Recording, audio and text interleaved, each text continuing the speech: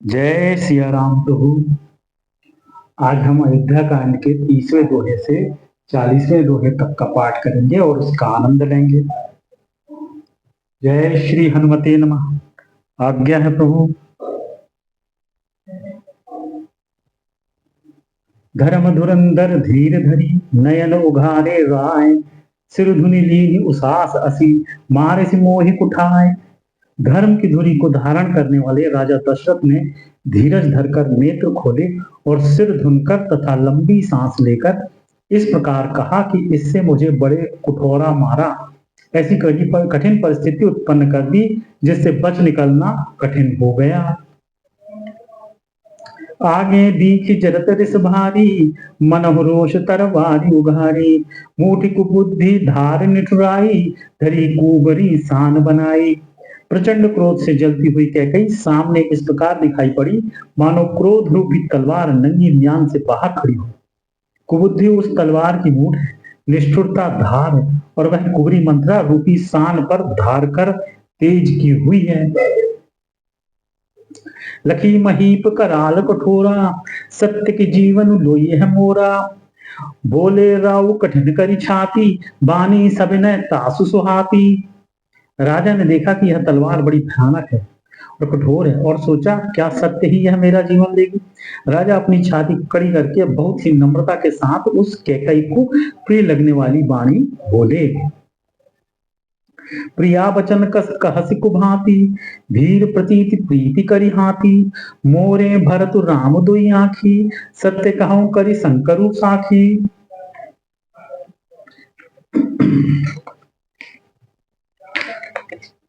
हे प्रिय, हे भीरू, विश्वास और प्रेम को नष्ट करके ऐसी बुरी तरह के वचन कैसे कह रही हो। मेरे तो भरत और रामचंद्र दो आंखें हैं, अर्थात एक से हैं। यह मैं शंकर जी की साक्षी देकर सत्य कहता हूं। अवसि दूति मैं पठई विप्राता, ए यही बेगी सुनत दो भ्राता। सुदिन सोधि सबु साजु सजाई, देऊ भरत कहूँ राजू बजाई। मैं अवश्य सवेरे ही दूध भेजूंगा, दोनों भाई भरत शत्रुघ्न सुनते ही तुरंत आ जाएंगे। अच्छा दिन शुभ मुहूर्त शोधवा कर सब तैयारी करके डंका बजाकर मैं भरत को राज्य दे दूंगा। लोभु न राम ही राजु कर, बहुत भरत पर प्रीति। मैं बड़ छोट विचारी जी, करत रहूं नृपनीति। राम को राज्य का लोभ नहीं है और भरत पर उनका बड़ा ही प्रेम। मैं ही अपने मन में बड़े छोटे का विचार करके राजनीति का पालन कर रहा था, बड़े को राज तिलक देने जा रहा था। राम सपत सत कहूं सुभाऊ, राम मातु कछु कहूं न काऊ। मैं सब कीन तो ही बिनु पूछे, तेहि ते परे मनोरथ छूछे। राम की सौबार सौगंध खाकर मैं स्वभाव से ही कहता हूं कि राम की माता कौशल्या ने इस विषय में मुझसे कभी कुछ नहीं कहा। अवश्य ही मैंने तुमसे बिना पूछे यह सब किया, इसी से मेरा मनोरथ खाली गया। ऋषि परिहरु अब मंगल साजु, कछ दिन गए भरत जुबराजु। एक ही बात मोहि दुख लागा, बर दूसर असमंजस मांगा। अब क्रोध छोड़ दे और मंगल साज सक, कुछ ही दिनों में बाद भारत युवराज हो जाएंगे। कुछ ही दिनों बाद भरत युवराज हो जाएंगे। एक ही बात को मुझे दुख लगा कि तूने दूसरा वरदान बड़ी अड़चन का मांगा है। अजहू हृदय जरत तेहि आचा, रिस परिहास की सांचे साचा। कहु तजि रोषु राम अपराधु, सबको कहु राम सुठ साधु।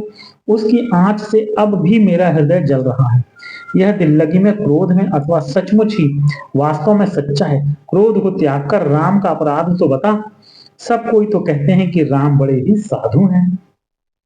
तुहु सराहसि करसि सनेहु, अब सुनि मोहि भयउ संदेहु।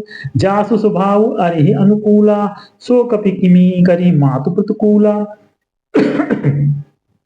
तू स्वयं भी राम की सराहना करती और उन पर स्नेह किया करती थी। अब यह सुनकर मुझे संदेह हो गया है कि तुम्हारी प्रशंसा और स्नेह कहीं झूठे तो ना थे। जिसका स्वभाव शत्रु को भी अनुकूल है, वह माता के प्रतिकूल आचरण क्यों करेगा। प्रिया हास रिस परिहरई, मागु विचारि विवेक। जहि देखो अब नयन भरी, भरत राज अभिषेक। हे प्रिय, हंसी और क्रोध छोड़ दे और विवेक उचित अनुचित विचार कर वर मांग, जिससे अब मैं नेत्र भरकर भरत का राज्याभिषेक देख सकूं।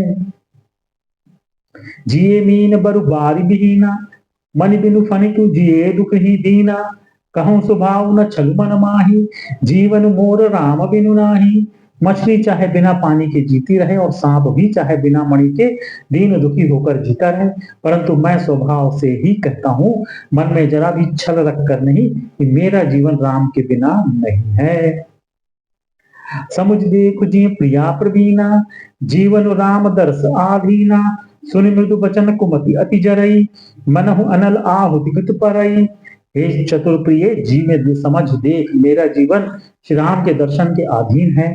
राजा के कोमल वचन सुनकर दुर्बुद्धि कैकई अत्यंत जल रही है, मानो अग्नि में घी की आहुतियां पड़ रही हैं। कहि करहु किन कोटि उपाया, यहाँ न ला कही रावरी माया। देहु के लेहु अजसु करी नाही, मोहि न बहुत प्रपंच सुहाही। कैकई कहती है, आप करोड़ों उपाय क्यों न करें, यहाँ आपकी माया चालबाजी नहीं चलेगी। या तो मैंने जो मांगा है सो दीजिए, नहीं तो ना ही करके अपयश लीजिए। मुझे बहुत प्रपंच बखेड़े नहीं सुहाते। राम साधु तुम साधु सयाने, राम मातु भली सब पहचाने। जस कौशिला मोर भलता का, तस फल उन्हीं देऊ करी साका। राम साधु हैं, आप सयाने साधु हैं, और राम की माता भी भली है, मैंने सबको पहचान लिया है। कौशल्या ने मेरा जैसा भला चाहा है, मैं भी साका करके याद रखने योग्य उन्हें वैसा ही फल दूंगी। होत प्रातु मुनि देश धरी, जो न राम बन जाहि। मोर मरन राउर अजस, नृत समझिए मन माहि। सवेरा होते ही मुनि का वेश धारण कर यदि राम वन को नहीं जाते, तो हे राजन, मन में निश्चय समझ लीजिए, मेरा मरना होगा और आपका अपयश। अस कही कुटिल भई उठी ठाड़ी, मानव रोष तरंगिनी बाड़ी। पाप पहाड़ प्रकट भई सोई, भरी क्रोध जल जाई न जोई। ऐसा कहकर कुटिल कैकई उठ खड़ी हुई, मानो क्रोध की नदी उमड़ी हो। वह नदी पाप रूपी पहाड़ से प्रकट हुई है और क्रोध रूपी जल से भरी है। ऐसी भयानक है कि देखी नहीं जाती। दो बर कूल कठिन हट धारा, भंवर कुबरी बचन प्रचारा। ढात भूप रूप तरुमूला, चली विपति बार भी अनुकूला। दोनों वरदान उस नदी के दो किनारे हैं। कैकई का कठिन हट ही उसकी तीव्र धारा है और कुबरी मंथरा के वचनों की प्रेरणा ही भंवर है। वह क्रोध रूपी नदी राजा दशरथ रूपी वृक्ष को जड़ मूल से ढाती हुई विपत्ति रूपी समुद्र की ओर सीधी चली है। लखी नरेश बात पूरी सांची, तिय मिस मीचु शीस न पर नाची।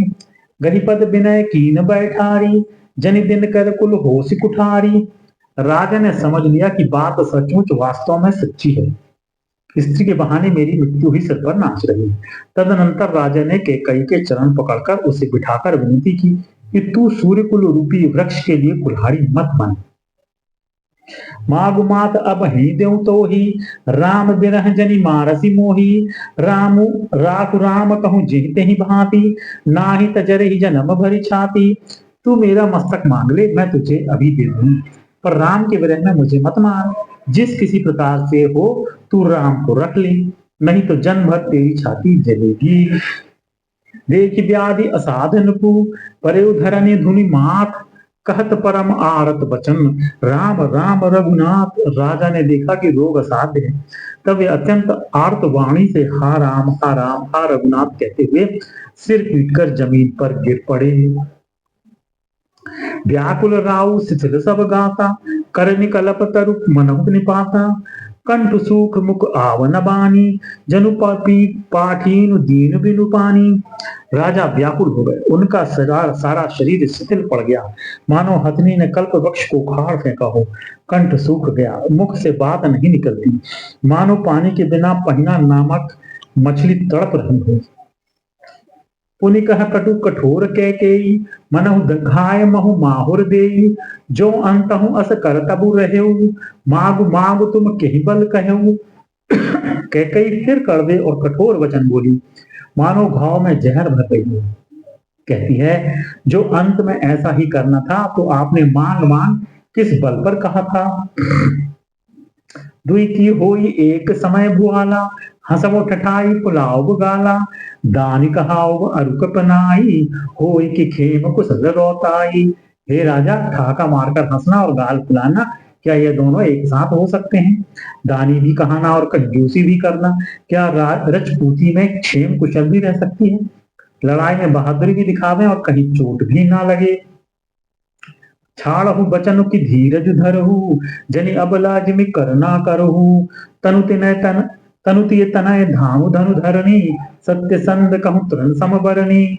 या तो वचन प्रतिज्ञा ही छोड़ दीजिए या धैर्य धारण कीजिए। यों असहाय स्त्री की भांति रोइए पीटिए नहीं। सत्यवृद्धि के लिए तो शरीर, स्त्री, पूर्व, पुत्र, घर, धन और पृथ्वी सब तिनके के बराबर कहे गए हैं। मरम वचन सुनी राउ कह, कहू कछु दोष न तोर, लागे तो ही पिसाच जिमी, कालू कहावत मोर। कैकई के मर्म भेदी वचन सुनकर राजा ने कहा कि तू जो चाहे कह, तेरा कुछ भी दोष नहीं है। मेरा काल तुझे मानो पिशाच होकर लग गया है, वही तुझसे यह सब कहला रहा है। चहत न भरत भूप कहि मोह भोरे, विधि बस कुमति बसीजिय तोरे, सो सब मोर पाप परिणामो, भयउ कुठार जे विधि पामो।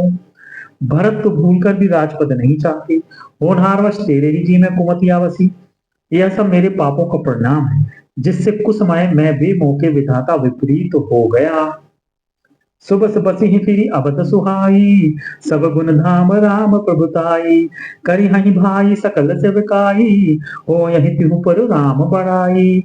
तेरी उजाड़ी हुई यह सुंदर अयोध्या फिर भली भांति बसेगी और समस्त गुणों के धाम श्री राम की प्रभुता भी होगी। सब भाई उनकी सेवा करेंगे और तीनों लोकों में श्री राम की बड़ाई होगी। तोर कलंक मोर पछताऊ, मोयहुन मिटि जाई कहू काऊ, अब तो ही नीक लाग करु सोई, लोचन ओट बैठ मोहि गोई। केवल तेरा कलंक और मेरा पछतावा मरने पर भी नहीं मिटेगा, यह किसी तरह नहीं जाएगा। अब तुझे जो अच्छा लगे वही कर, मुंह छिपाकर मेरी आंखों की ओट जा बैठ, अर्थात मेरे सामने से हट जा, मुझे मुंह ना दिखा। जब लगी जियो कहूं कर जोरी, तब लगी जनी कछु हसी बहोरी, फिरी पछतहसी अंत अभागी, मारसी गाय नहारू लागी। मैं हाथ जोड़कर कहता हूं कि जब तक मैं जीता हूं तब तक फिर कुछ न कहना, अर्थात मुझसे ना बोलना। अरे अभागिन, फिर तू अंत में पछताएगी जो तू नहारू ताप के लिए गाय को मार रही है। परे उराऊ कही कोटि विधि, काहे करस निदान, कपट सयानी न कहति कछु, जागति मनहु मसान। राजा करोड़ों प्रकार से बहुत तरह से समझाकर और यह कहकर कि तू क्यों सर्वनाश कर रही है, पृथ्वी पर गिर पड़ी, पर कपट करने में चतुर कैकई कुछ बोलती नहीं, मानो मौन होकर आसान जगा रही हो, श्मशान में बैठकर प्रेत मंत्र सिद्ध कर रही हो। राम राम रट बिकल बुआलू, जनु बिनु पंख विहंग बिहालू, हृदय मनाव घोर जन होई, राम ही जाई कहे जन कोई। राजा राम राम रट रहे हैं और ऐसे व्याकुल हैं जैसे कोई पंछी पंख के बिना बेहाल हो।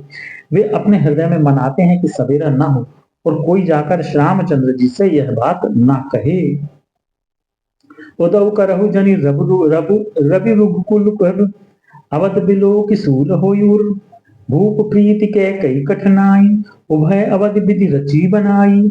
हे रघुकुल के गुरु, बड़ेरे मूल पुरुष सूर्य भगवान, आप अपना उदय ना करें, अयोध्या को बेहाल देखकर आपके हृदय में बड़ी पीड़ा होगी। राजा की प्रीति और कैकई की निष्ठुरता दोनों को ब्रह्मा ने सीमा तक रचकर बनाया है, अर्थात राजा प्रेम की सीमा है और कैकई निष्ठुरता की। बिलपतन बहि भयउ भिनुसारा, बीना बेनु शंख धुनि दवारा, पढ़हि भाट गुनि गवहि गावहि गायक, सुनत न पहि जनु लागहि सायक। विलाप करते करते ही राजा को सवेरा हो गया।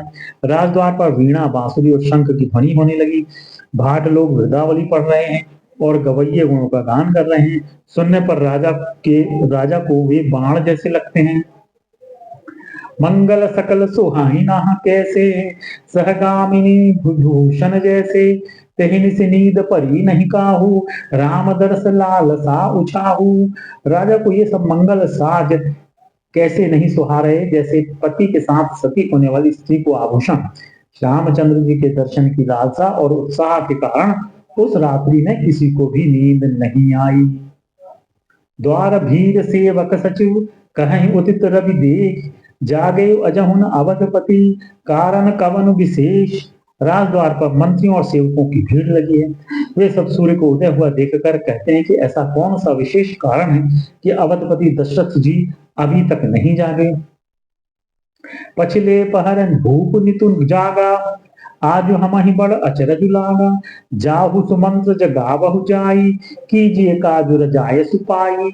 राजा नित्य ही रात के पिछले पहर जाग जाया करते हैं, ये तो आज हमें बड़ा आश्चर्य हो रहा है। हे सुमंत्र, जाओ, जाकर राजा को जगाओ, उनकी आज्ञा पाकर हम सब काम करें। गए सुमंतु तब राउर माही, देख भयावन जात डेराही। धाई खाई जनु जाई नहेरा, मानहु विपत विषाद बसेरा। तब सुमंत्र रावले राजमहल में गए, पर महल को भयानक देखकर वे जाते हुए डर रहे हैं। ऐसा लगता है मानो दौड़कर काट खाएगा। उसकी ओर देखा भी नहीं जाता, मानो विपत्ति और विषाद ने वहां डेरा डाल रखा हो। पूछे को न उतरु देई, गए जेहि भवन भूप कैकेयी। कही जय जीव बैठ सिरुनाई, देख भूप गति गयउ सुखाई। पूछने पर कोई जवाब नहीं देता। वे उस महल में गए जहां राजा और कैकेयी थे। जय जीव कहकर सिर नवाकर वंदना करके बैठे, और राजा की दशा देखकर तो वे सुख ही गए। सोच विकल विवरण मही परेऊ, मानहु कमल मूल परिहरेऊ। सचिव सभीत सकई नहीं पूछी, बोली अशुभ भरी शुभ पूछी। देखा कि राजा सोच से व्याकुल हैं, चेहरे का रंग उड़ गया है, जमीन पर ऐसे पड़े हैं मानो कमल जड़ से उखड़कर मुरझाया पड़ा हो। मंत्री मारे डर के कुछ पूछ नहीं सकते। तब अशुभ से भरी हुई और शुभ से विहीन कैकेयी बोली, परिन राजहि नींद निसी, हेतु जान जगदीश। राम राम रटि भोरी किए, कहु न मरमु महीसु। राजा को रात भर नींद नहीं आई, इसका कारण जगदीश्वर ही जाने। इन्होंने राम राम रटकर सवेरा कर दिया, परंतु इसका भेद राजा कुछ भी नहीं बतलाते। आनहु राम ही बेगी बुलाई, समाचार तब पूछूं आई। चले उस मंत्र राय रुक जानी, रखी कुचाली कीन कछुरानी। तुम जल्दी राम को बुला लाओ, तब आकर समाचार पूछना। राजा का रुख जानकर सुमंत्र जी चले, समझ गए कि रानी ने कुछ कुचाल की है। सोच विकल मग परई न पाऊ, राम ही बोली कहे का राऊ। उर धरि धीरज गयउ दुआरे, पूछहि सकल देखु मनु मारे। सुमंत्र सोच से व्याकुल है, रास्ते पर पैर नहीं पड़ता, आगे बढ़ा नहीं जाता। सोचते हैं राम जी को बुलाकर राजा क्या कहेंगे। किसी तरह हृदय में धीरज धरकर वे द्वार पर गए। सब लोग उनको मन मारे उदास देखकर पूछने लगे। समाधान करी सो सब ही का, गयउ जहां दिन कर कुल टीका। राम सुमंत्र ही आवत देखा, आदरु कीन पिता समलेखा। सब लोगों का समाधान करके किसी तरह समझा बुझाकर सुमंत्र वहां गए जहां सूर्यकुल के तिलक श्री रामचंद्र जी थे। रामचंद्र जी ने सुमंत्र को आते देखा तो पिता के समान समझकर उनका आदर किया। निरखि बदनु कही भूप रजाई, रघुकुल दीप ही चले लिवाई। राम को भांति सचिव संग जाही, देखी लोग जहां तहां बिल खाही। रामचंद्र जी के मुख को देखकर और राजा की आज्ञा सुनाकर वे रघुकुल के दीपक श्री रामचंद्र जी को अपने साथ लिवा चले। रामचंद्र जी मंत्री के साथ बुरी तरह से बिना किसी लबाज में के जा रहे हैं। यह देखकर लोग जहां तहां विषाद कर रहे हैं।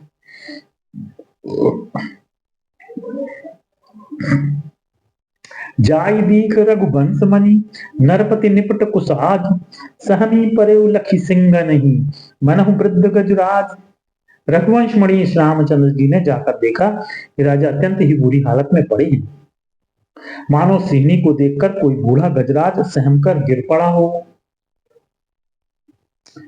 सु कहीं अधर जरई सब अंगु, मनहु दीन मनिहीन भुअंगु। सरुष समीप दीखी कैकेयी, मानहु मीचु घरी गनि लेई। राजा के होठ सूख रहे हैं और सारा शरीर जल रहा है, मानो मणि के बिना सांप दुखी हो रहा हो। पास ही क्रोध से भरी कैकेयी को देखा, मानो साक्षात मृत्यु ही बैठी राजा के जीवन की अंतिम घड़ियां गिन रही हो। करुणामय मृदु राम सुभाऊ, प्रथम दीख दुख सुना न काऊ। तदपि धीर धरि समयो विचारी, पूछी मधुर बचन महतारी। श्यामचंद्र जी का स्वभाव कोमल और करुणामय है। उन्होंने अपने जीवन में पहली बार यह दुख देखा। इससे पहले कभी उन्होंने दुख सुना भी न था। तो भी समय का विचार करके हृदय में धीरज धरकर उन्होंने मीठे वचनों से माता कैकेयी से पूछा। मोहि कहु मातु तात दुख कारण, करिय जतन जहि होई निवारण। सुनहु राम सब कारण एहु, राजहि तुम पर बहुत स्नेहु। हे माता, मुझे पिताजी के दुख का कारण कहो, ताकि जिससे उसका निवारण हो, दुख दूर हो, वह यत्न किया जाए। कैकेयी ने कहा, हे राम सुनो, सारा कारण यही है कि राजा का तुम पर बहुत ही स्नेह है। देन कहेन मोहि दुई बरना बरदाना, मांगे जो कछु मोहि सुहाना।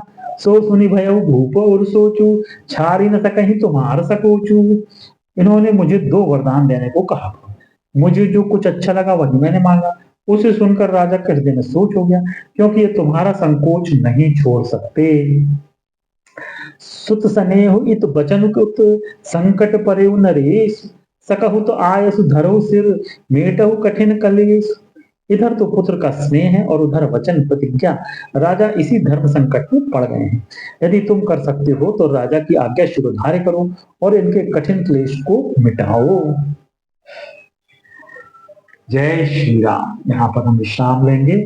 कल पुनः अयोध्या कांड के 40वें दोहे से 50वें दोहे तक का पाठ करेंगे और उसका आनंद लेंगे। जय श्री हनुमान।